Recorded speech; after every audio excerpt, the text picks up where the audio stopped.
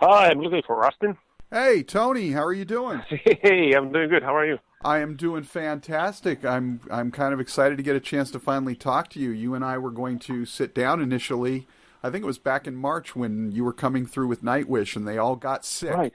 and they had to cancel the Oh, show. So I that never thing. Yeah, right.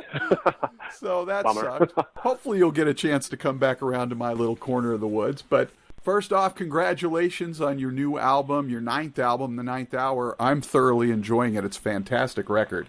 Thank you. I'm happy to hear. To me, the Ninth Hour album seems to address sort of the arrogance of man and our decline towards a dystopian future. But tell us about the Ninth Hour from your perspective. Well, if we approach it through the cover art, of course, you have this. First of all, the background is like a utopia where everything, nature and human technology, they are all in harmony, in balance. But then you have this hourglass contraption there where you have this knob underneath the cups, if you will, and that knob is something that we are meddling with, by all the choices we are making and destroying and polluting this planet of ours, and eventually all that meddling and hitting that button will cause the hourglass to turn in one or another direction, and hence destroying one of those features and choosing the other. What we are then facing is either dystopia where all nature is gone and we are just living in misery and pollution and everything is awful. And then the other option, it's not really much better for humans because we have annihilated ourselves in that option and always left this nature that has finally had a chance of healing itself because we are no longer hindering it. So that kind of approach to the album cover, but this album it's not really like a theme album. There are like multiple different themes there, but definitely this nature and like environmental awareness thing is one big thing, and there are like three songs that connect to that in certain way too, really closely, like Closer to an Animal, obviously, and then We Are What We Are, but also Rise and Night, which is like a more science fiction story, but still has that same idea behind it. But then on top of those, we have like the usual Sonata Arctica human relationship stories and such things, and also touch lightly this upcoming United States presidential election thing with this sarcastic fairy tale. So. Oh my gosh, yeah, tell me about it. I was going to ask you, do you think, given the nature of man, that we're capable of turning things around and making those sacrifices it will take to sort of save humanity? Well, I think we are able to do that, but everybody should be put on the same line with that because it requires sacrifices that we need to take. Kind of lowering our expectations in certain aspects and getting things done the right way. And if all the nations and people, companies and everybody, if they are not all required to do the same thing by law, then I think we're screwed because, free will probably does not cut it because we are one greedy beast, humanity. So it needs to be a law. But of course, I'm optimistic. This is not a pessimistic album, although many people seem to think that way that I've heard it. It's just, I'm worried for a reason too, yeah. Well, and that brings me to my next question, because you've got young children now. Were you thinking at all about what their future will look like as you wrote this record? Of course, ever since I became a father for the first time, and I wrote I Have a Right, basically, on Stone's Grow Her Name album, and that's kind of telling us something about my growth as a human, as a person, as a man, in a way, and becoming more aware of what's really important in life. And of course, nowadays, everybody should be worrying about the future of this planet and what we are leaving behind. And kind of, it feels weird that nobody would even consider, some sick people maybe, but good people would not leave their children outside in the cold and dark and swim in pools of poison. But, even in 80 years from now or 100 years from now, for all we know, these people who now are our tiny babies, they will be still here and still our children, and they might be actually facing all that horrible thing. And why aren't we able to think that, consider that? It's just awful. But at the same time, I somehow recognize and have to admit that I'm in many ways more part of the problem than the solution. But I'm bettering myself and definitely teaching my kids to kind of live the life that our parents should have. Maybe take recycle and all things. It's small things. Like we didn't have recycling thing when I was a kid. Like a flea market was the only way of recycling in some way back in the day. But it has gotten better and better. And every tiny step, like being forced to put different things in different kind of pins, it felt odd and like disturbing at the time. These are like the tiny sacrifices that we need to make anyways. And it's not necessarily much. It's just, tiny things. A lot of them, though. Right. If everybody just did a little bit, it would help immensely. So, all right. So which song on the record was the most challenging to write or to get it just the way you wanted once you got into the studio?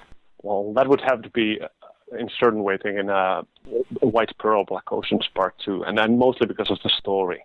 There's a lot of pressure behind it because of the first one has such a big and a special place in hearts of many Sonata Arctica fans.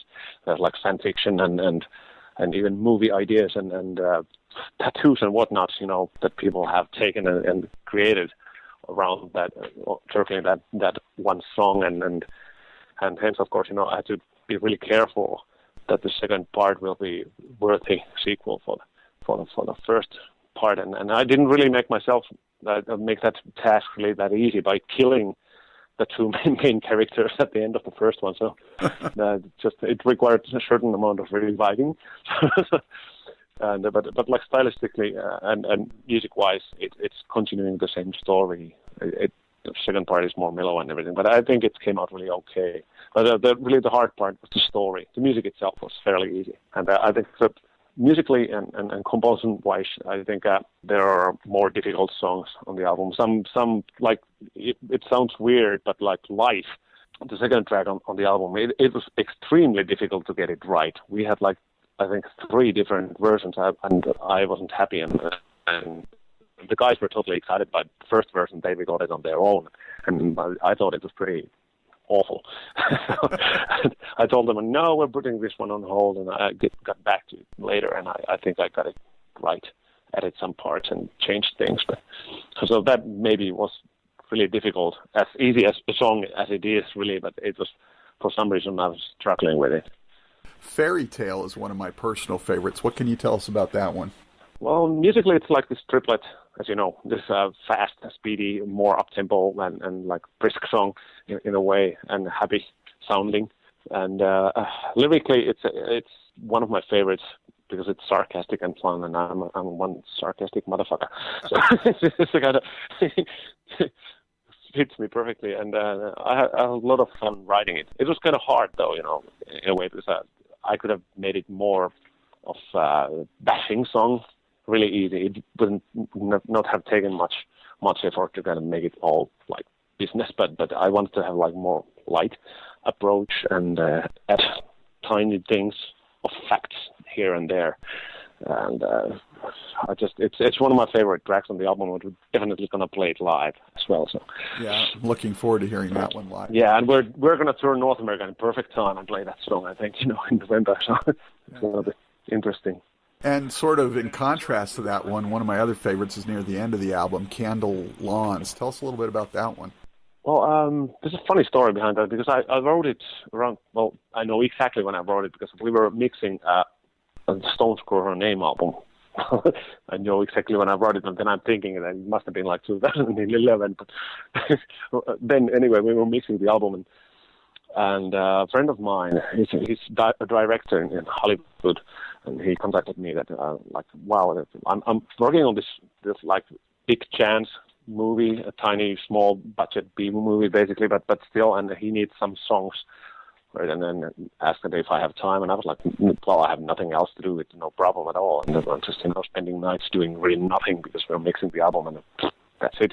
So I started during the nights. I was writing the songs, and then he sent me this kind of sample song, like that it should be in vein of this one. I can't recall which one it was right now, but anyway, I as a result, I wrote this song that later became Candle Launch. It actually is in the movie, and it's under a different name and slightly different, but basically really the same song. Different lyrics, and the subject is slightly the same, but changed, altered in a more, I don't know, maybe more easier to approach form, and I added the solo that I wrote completely. It was not on the original song, so it's a kind of sad song about two friends, like practically brothers, who live their life together, just they're going everywhere together, studying, and then eventually winding up working as a soldier, and then one of them gets killed, and as a last request, he asks his brother to take care of his family for him, and it's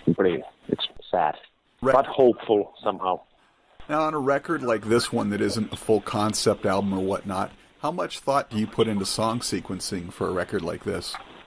With this album, I had this occurrence that I had all the songs in my iTunes in like song list, and something went wrong, and the songs played in totally wrong order that I had in mind, that I mentioned, and I went out jogging, and I had to text the guys that okay, dudes, we have an album in our hands that it's going to be ruined if we fuck up the song order. It's got to be right, and we got to get it right. So we had to pay a lot of attention to the order in which the songs will be there. So it was maybe more difficult to get them right, or not difficult, but it was more important to get the songs in the right order on this album and usually.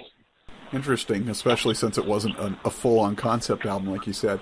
Now, I've always wondered, because you've been doing this for about 20 years yourself, how long does it usually take after you've recorded and released an album before you can look back at it objectively?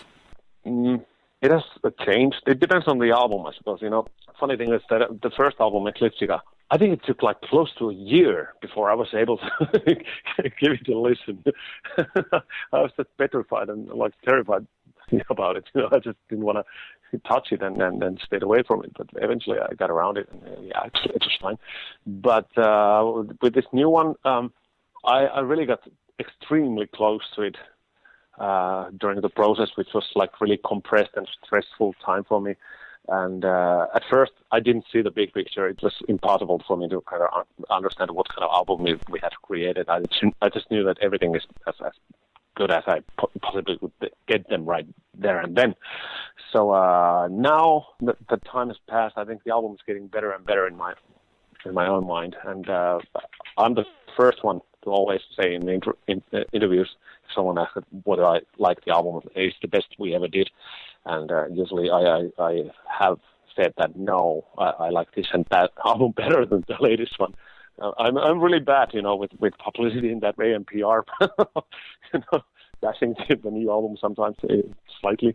But this one, definitely, I think if this is not the best Sonata Arctica album, this definitely is one of the best. I think it's intact. It has beautiful melodies. It's somehow nicely heavy and fragile at the same time, and it just stays intact. I just like it a lot. It's got a great continuity to it. So you guys have recorded a lot of cover songs over the years, and I know Queen has been a huge influence on you. I don't think you've ever covered a Queen song. Would you consider doing one? Well, it's a little bit of a holy cow. Right. To start meddling with, I've sang Bohemian Rhapsody with a symphony orchestra and such things, and that's about the closest thing I've come to. Doing anything Queen, really, it scares me somehow, But when it comes to Sonata Arctica, we should find a song that is maybe a little bit unusual, that not one of those everybody knows kind of songs. Right. But it's possible someday. I just need to get time and start listening to the earlier Queen albums, because I suppose it would be nice to record something from the first albums. Just need to find the right song. Yeah, would be fun.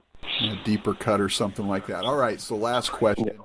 You guys did your 15th anniversary celebration of the first album a couple years ago. Your sophomore album, Silence, celebrates its 15th anniversary this year. What do you remember most about making that second record? Second one, well, that it was a long process. That's the first thing. And in many, many sessions, it took I think a year or something like that for us to record. But in time-wise, maybe 3 or 4 months or whatever. And even that was really long. And we spent a lot of time playing computer games in the studio, which was really stupid. Nobody was guarding us or watching our back. We just, we were young kids and we didn't come up with anything to do in studio right then, or didn't feel inspired, so we wasted a lot of time and money just, playing games. So it was dumb. So that kind of things come first to mind. But it was also fun album to make, and it's in some ways, and in many ways, it was the first real Sonata Arctica album that was written from beginning to an end to be an album. Of course, there are a lot of songs from the like demos and everything still there, like Tellula, for example. But it was like first real Sonata Arctica album in that sense, in a way, and already different from the first one, finding our own way of doing things a little bit. And we have Timo Kotipelto singing there, the short few letters, few words actually, but still, and at the time it was the biggest thing ever for me. Right, so, absolutely. Good memories, and I was young, so it brings me back, in those times. Awesome, Tony. Thank you so much for taking some time. The new album, of course, Hour, fantastic, out October 7th. Look forward to seeing you guys when you come back to the States, and thanks for taking a few minutes to chat. Of course, anytime. Take care. Thank you very much.